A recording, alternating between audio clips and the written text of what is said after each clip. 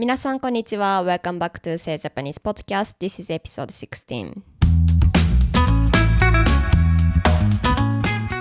今回のエピソードは完璧主義についてです。皆さんは完璧主義という言葉を聞いたことがありますか？英語で言うと perfectionism という言葉なんですけれども、とても簡単に言うと、完璧にやらないと気が済まない。何かをやるなら絶対上手に高いレベルでやりたいといった性格の傾向を表します。もしこの傾向がものすごく強くて日常生活に支障をきたすほどになると、強迫性パーソナリティ障害とか、不安障害といった、診断が出される場合もあります。またアスペルガー症候群などがある方は完璧主義的な傾向が強くなる場合も多いです。ただ今回のエピソードではこのような診断されるほど強い完璧主義ではなく、程度はもう少し低いけれども、私生活や仕事で、多くの人を苦しませている完璧主義についてお話しします。というのも私自身完璧主義の傾向が強いんですけれども、実はこの大変さとかネガティブな側面に気づいたのはかなり最近なんですね。完璧主義っていう名前のせいか、あまりこれが大変なことだとは思わず、よく理解していない方からは完璧主義なら完璧に何でもできるんだから得じゃん、いいじゃんっていう風に、勘違いされることもあるんですけれども、私が完璧主義の大変さについて最近になってやっと気づいたのも、それまでは、自分自身すら、完璧主義ならいいじゃんっていう風に思っていたからです。そもそも私がすごく完璧主義的な傾向が強い理由はいろいろあるので、ここで話すとカウンセリングのようになってしまうので省きますが、最近になってそんなにいいことじゃない、そんなに、素敵なことじゃないっていうのに気づいた理由は、大人になって、何でもがむしゃらにやればどうにかなる、やればできるっていう態度では収まりがつかないことが増えてきたのと、完璧主義だからこそむしろできないことが、多いということに気づいたからです。まず最初の点を説明すると、例えば私が学生の時、エピソード14でもお話ししましたが、いい大学に行かないといけないというプレッシャーの中、例えば試験前とかは、2週間睡眠時間も、趣味もストレス発散できることも全部削って犠牲にして、とにかく朝から晩まで、勉強するという生活スタイルを続けても大丈夫でした。2週間3週間1ヶ月かな、大丈夫でした。でも今仕事をしていて、どうしても仕事量が多くて睡眠時間を削らないといけない、栄養も足りていない、そしてストレス発散の趣味の時間も足りていないとなると、まずは栄養不足と睡眠不足からもう 2,3 日で風邪をひきますし、2週間3週間経つと精神的にものすごく不安定になることもあります。簡単に言うと私も年を取りました。ただこういう失敗を通して、完璧にやることは無理だということに気づきました。人間である限り休息が必要ですので無理ですね。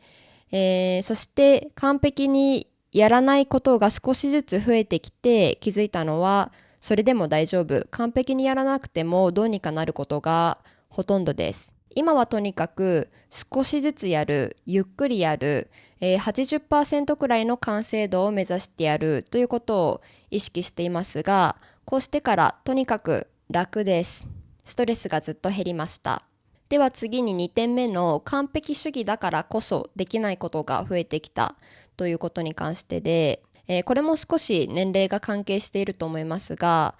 若かった時はすごく大きな目標を掲げて、無理そうなことでもとにかく頑張れば努力すればどうにかなる、きっとできるというマインドセットで、何でもやってみて、実際さっき言ったようにがむしゃらに頑張ることが可能だったので、実際に成し遂げられるということも多かったです。怖いもの知らずでしたね。やっぱり親に守られている、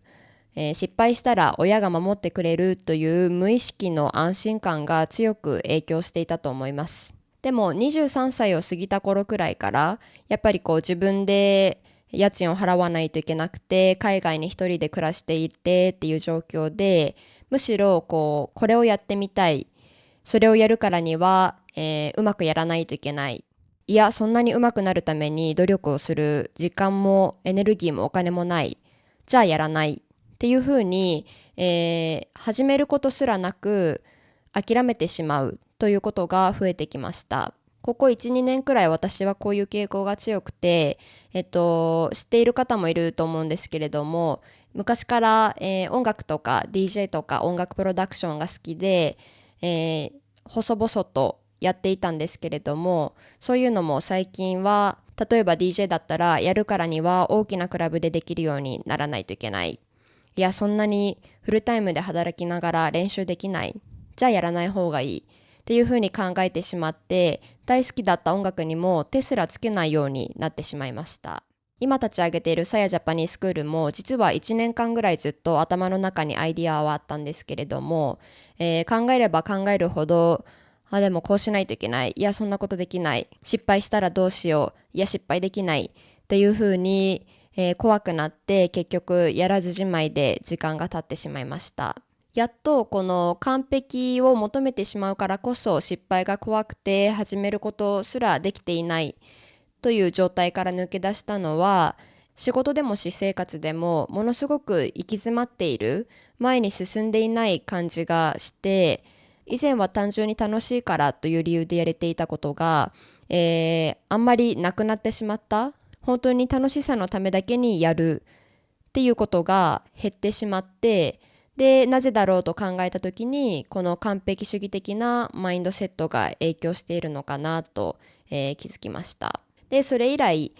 やってみないと分かんないよね、やってみないと失敗すらするかしないか分からないし、やってみて無理だったらやめてもいいし、やめたところで誰も文句を言ったりバカにしたりジャッジをしたりする人もいない、多分ジャッジをするのは自分だけなので、自分すらジャッジするのをやめれば誰にも、ジャッジをされないし、簡単に始めることも続けることもやめることも、立ち止まることもできるようになるんじゃないと、自分に言い聞かせて、とにかく自分に優しくするようにしています。とても面白いことに、こういうふうにマインドセットを変えて、そんなに頑張りすぎずゆるくやっていこうっていうふうに気を緩めた瞬間、いろんなチャンスが、降ってきました。1ヶ月後にとても素敵なイベントで、DJ をするオファーをいただいたり、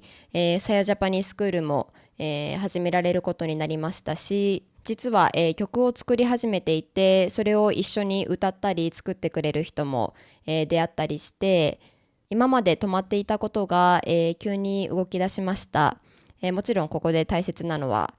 全部いっぺんにやらず少しずつやることですが、この経験を通して完璧主義の傾向がある人はもちろん努力をする力があって、それはそれでとても素晴らしいことですが、それがプレッシャーとか恐怖心になってしまうと、せっかく楽しんでやれることとか本当はできることがその恐怖心のせいでできなくなっている場合があるかもしれないので、目標を持って努力をすること自体は間違っていないけれども、